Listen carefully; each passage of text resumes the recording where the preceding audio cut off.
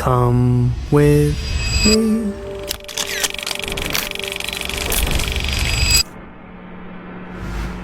And you'll be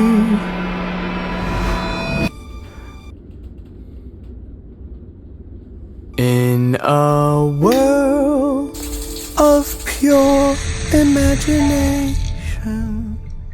Ngayong araw nga mga Choy, may nag-request sa atin na kailangan daw tayong magtagalog kasi hindi nila maintindihan yung dialekto natin, which is yung waray-waray. Kaya naman mga Choy, pagbibigyan natin. Kala kasi nila walang nagtatagalog dun sa gubat. Kaya naman mga Choy, samahan nyo sarili nyo sa vlog na to.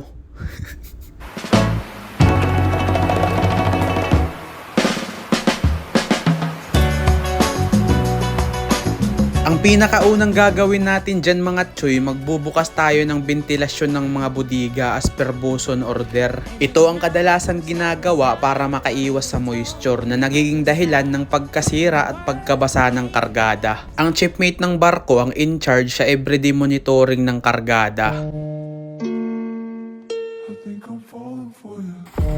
Maintenance. Ito ang kadalasang trabaho kapag tumatakbo ang barko. At dito sa barko mga Choy, araw-araw may trabaho yan, kaya mahirap.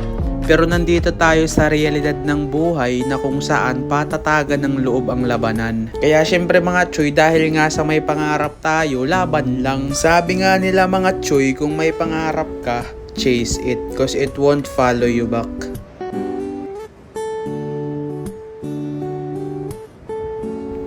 Tama na muna yung mga drama-drama na yan mga Choy. So ngayon nga binigyan kami ng job order ni Maestro Amo na mag-maintenance daw kami dito sa Cubierta, mga tok at mamintura.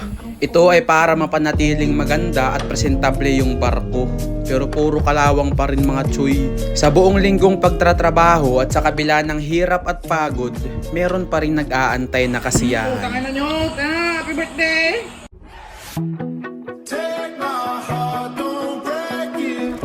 Hindi mabubuo ang araw na to kung walang plato. Syempre kainan to mga Choy, hindi ka ba gagamit ng plato? Basta kainan, hindi tayo magpapahuli dyan. Syempre bawal pag-antayin yung blessing ni Lord. Natutulog ka ba?